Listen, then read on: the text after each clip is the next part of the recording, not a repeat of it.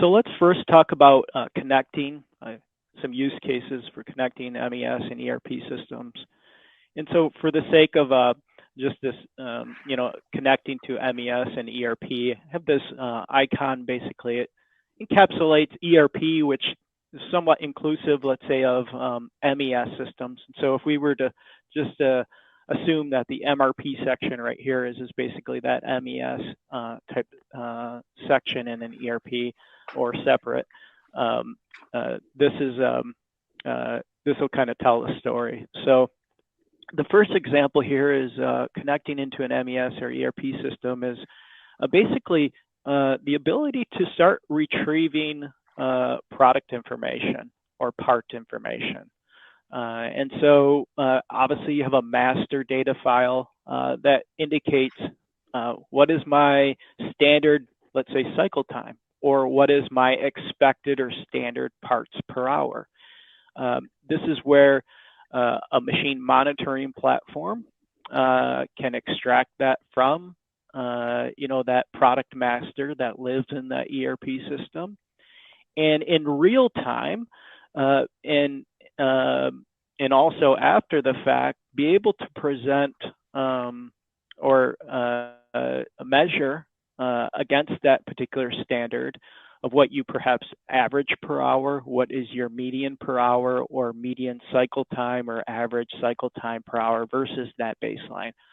Well, that's one piece of it. You see on here, there's two arrows actually, extracting that information and contributing to that experience in live and real time.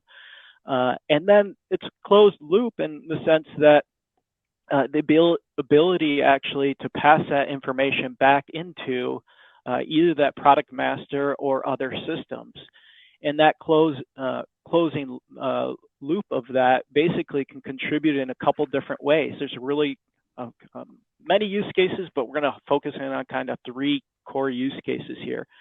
And so when we gather that actual or average information from that machine, what we can do is first say, well, the CRM system, the quoting system, can very much benefit and be, or say, would benefit from this type of information.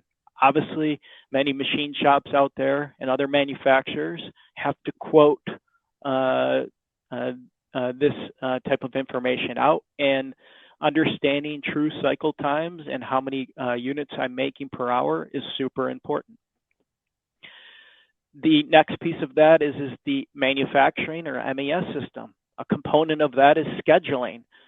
So in scheduling, typically it's leveraging what's our expected rate. And it's giving you an understanding of when you expect to be completed.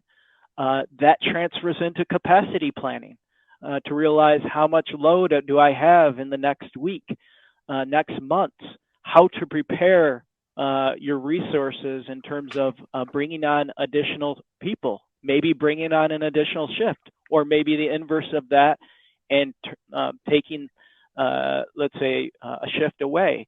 That all has impact on those larger level business decisions that kind of permeate to the ERP system, right, in those longer term planning decisions.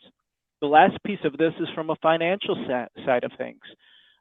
In terms of costing your inventory, whether you're doing a job costing, where you're doing a one-off and you're doing, or a part that's, maybe done once or twice a year.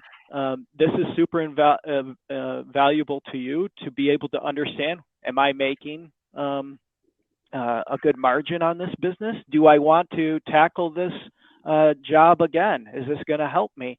With just utilizing and leveraging theoretical and hypothetical information, you really don't have a true sense of what the actual cost may very well be. And the same is true for a standard cost. We want to, as close as possible in a larger production environment where we're leveraging standard costing models, we want to also be able to get as close as possible to what an actual is. And that's what that machine data is contributing to in the ERP back into the ERP system. The other piece of this is not lost and is also important, is to be able to gather and collect setup time. So in the job shop world, this is potentially more of an offender than not running at rate, as an example, and can be very impactful to the business.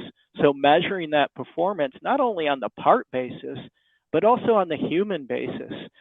So if you have operators that are, in today's world, there's high turnover, there's new skills that need to be attained.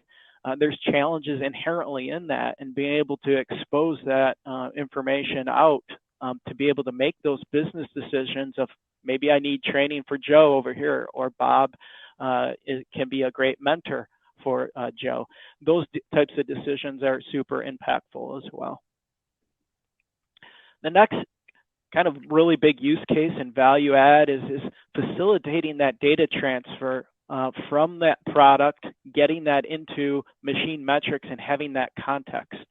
And we can do that kind of automatically in some cases, where we can actually kind of match up and marry up basically what's running on a, let's say a machine tool or a press as an example, where we can derive what that recipe or program is being run at that moment. So on a CNC program, there's oftentimes in the header, we're identifying key identifiers.